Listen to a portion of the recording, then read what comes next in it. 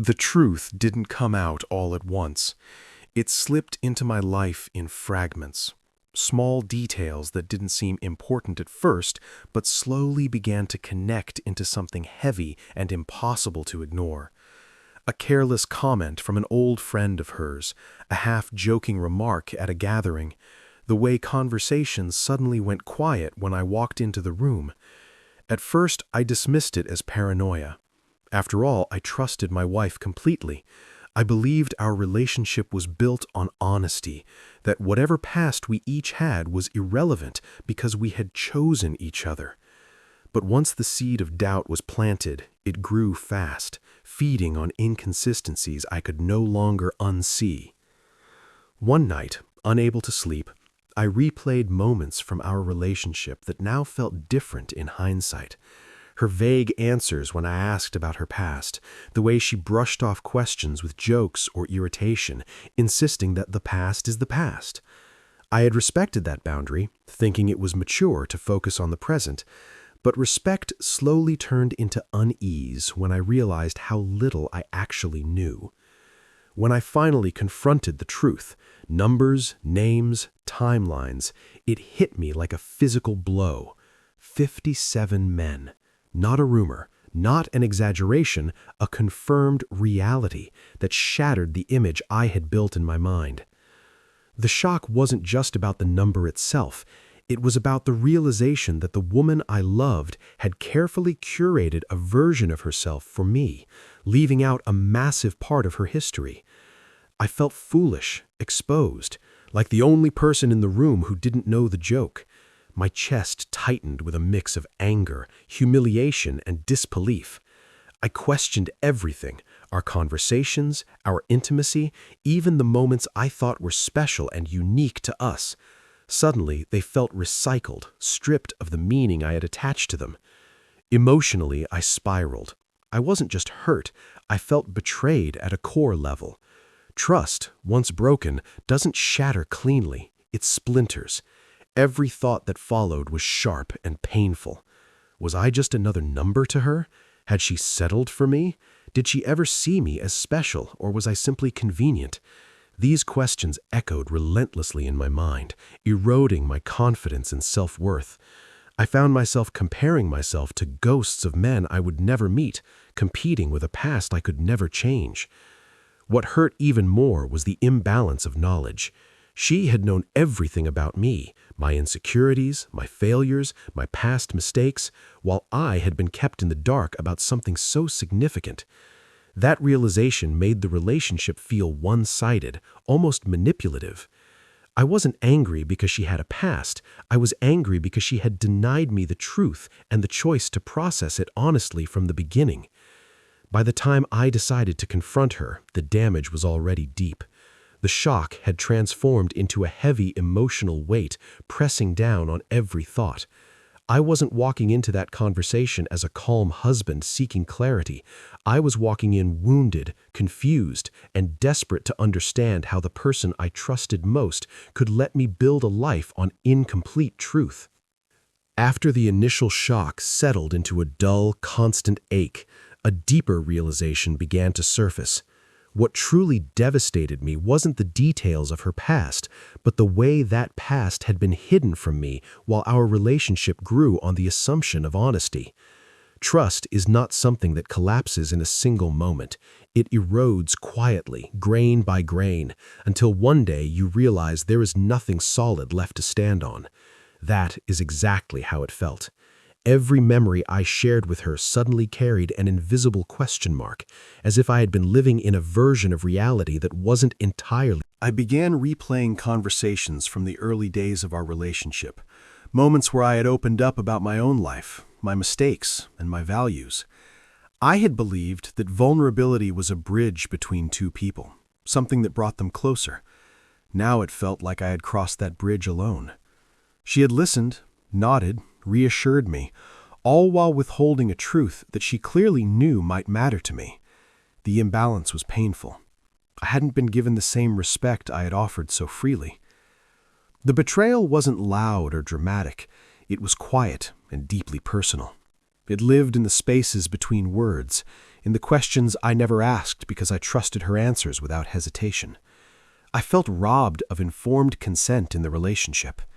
If I had known the full truth, I might still have chosen her, but that choice should have been mine to make. Instead, the foundation of our marriage was built on selective honesty, and that realization made everything feel fragile and unstable. Emotionally, I felt torn between conflicting thoughts. On one hand, I tried to remind myself that everyone has a past, and that love should be about the present and future. On the other hand, I couldn't ignore how deliberately that past had been concealed.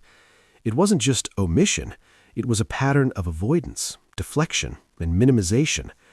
Each time she said, "It doesn't matter," it felt like she was deciding for me what I was allowed to feel and know. That kind of control is subtle, but its impact is profound. As days passed, my behavior changed in ways I didn't immediately recognize. I became quieter, more distant.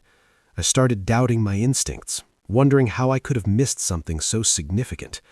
The trust I once had in my own judgment weakened alongside my trust in her.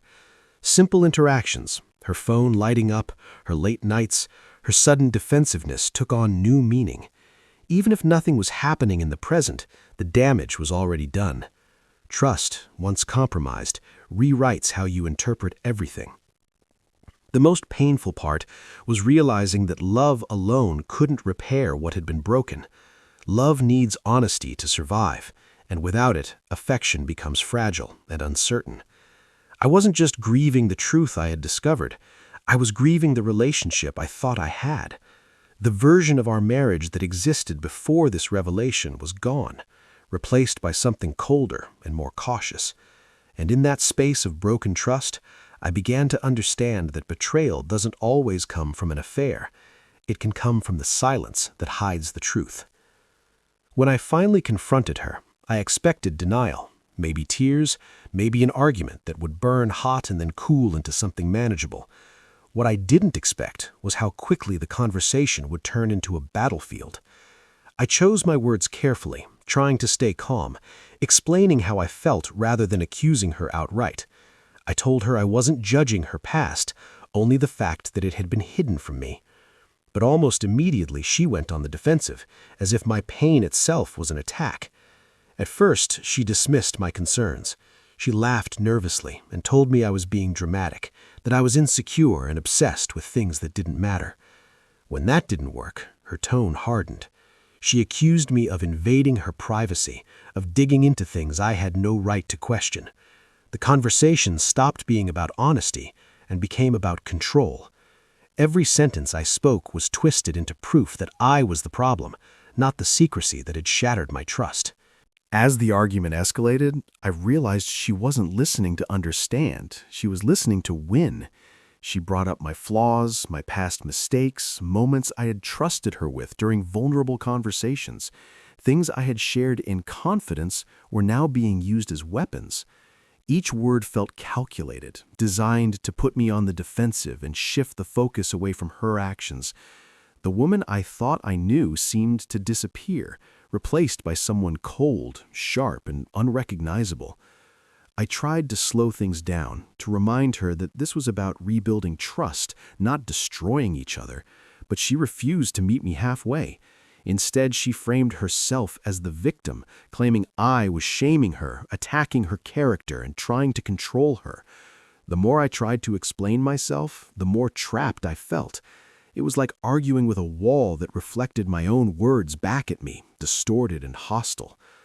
What hurt most was the realization that this confrontation wasn't bringing clarity, it was creating chaos.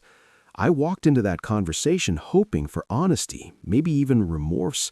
I wanted acknowledgement of the pain I was in. Instead, I was met with deflection and aggression. She never once said she understood why I was hurt. She never acknowledged that hiding such a significant truth might have consequences. That silence spoke louder than any argument. By the end of it, I felt drained and disoriented. The issue was no longer just about her past, it was about her present behavior. The way she handled the confrontation revealed a deeper problem, an unwillingness to take responsibility or show empathy. I began to see that this wasn't a misunderstanding that could be solved with communication alone. It was a fundamental clash in values. As I walked away from that argument, a heavy realization settled in.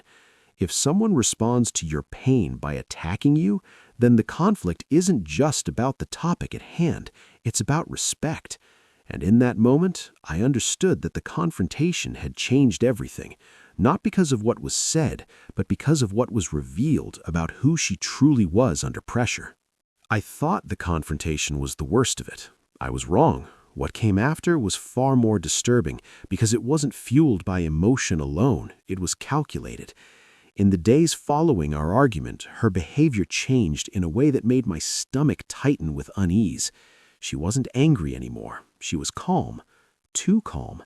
That calmness carried an edge, like someone who had already decided their next move while I was still trying to make sense of what had happened. She began subtly at first.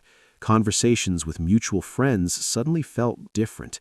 People who had always treated me warmly became distant, cautious. I overheard fragments of stories that didn't sound like mine, stories where I was portrayed as jealous, controlling, unstable. She painted me as a man obsessed with her past, someone who couldn't handle a strong woman and was now trying to shame her for choices she made before she even knew me. Each lie was wrapped in just enough truth to sound believable. At home, the tension grew heavier. She started documenting everything. Arguments, text messages, even casual conversations, always making sure her version of events was preserved. I realized, slowly and painfully, that she wasn't just defending herself anymore. She was building a case. It felt like I was living with someone who saw me not as a partner, but an enemy that needed to be neutralized before I could threaten her narrative. Then came the threats, disguised as warnings. She told me I should be careful about what I said to people, about how I behaved. She mentioned divorce casually, almost casually enough to sound harmless, but always followed by comments about how courts tend to believe women, especially when they feel unsafe. That word lingered in the air, unsafe, as if she were testing how it sounded when applied to me. I had never raised my voice in anger, never laid a hand on her, yet suddenly I was being positioned as a potential danger. The most terrifying part was how powerless I felt. I had trusted her with my vulnerabilities, my fears, my personal struggles. Now those same confessions were being reframed as evidence of instability. Moments of stress were retold as anger issues. Disagreements were recast as emotional abuse.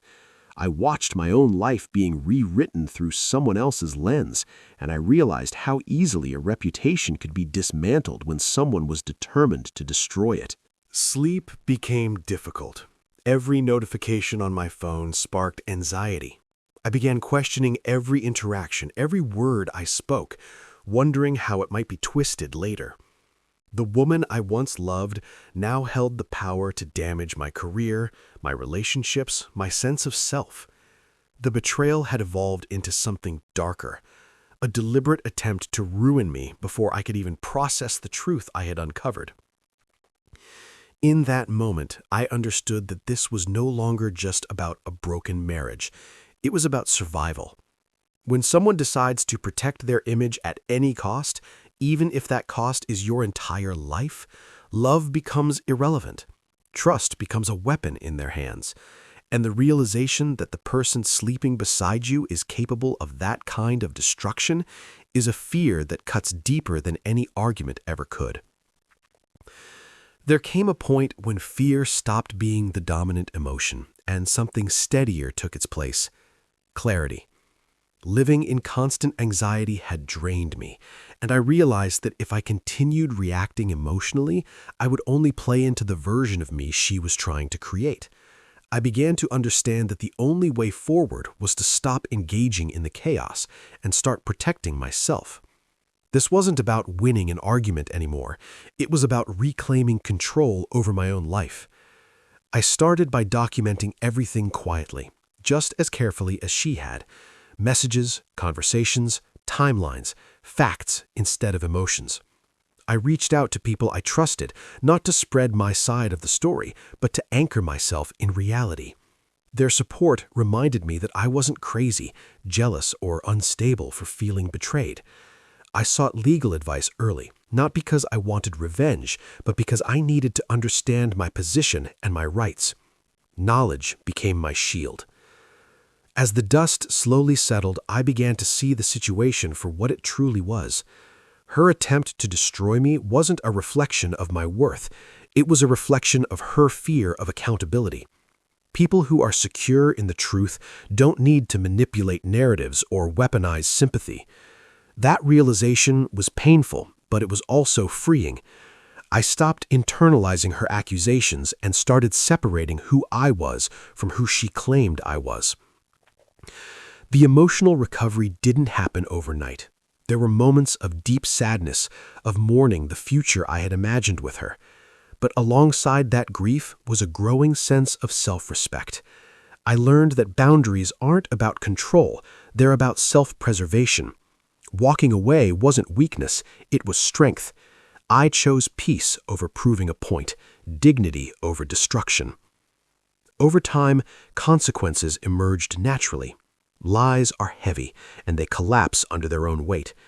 People began to notice inconsistencies in her stories, the exaggerated victimhood, the constant need for validation. I didn't have to expose her. The truth revealed itself through her actions. Meanwhile, I focused on rebuilding my confidence, my routines, my sense of identity that had been shaken but not destroyed. What I took away from the experience was a hard-earned lesson. Honesty isn't just a moral value, it's the foundation of emotional safety. Without it, love becomes unstable and dangerous. I learned to trust my instincts again, to value transparency, and to never ignore red flags for the sake of comfort. In the end, I didn't emerge unscathed, but I emerged wiser. She didn't ruin me, she revealed herself. And in doing so, she unknowingly gave me the opportunity to rebuild my life on truth, strength, and self-respect. Things no one can take from you unless you surrender them yourself.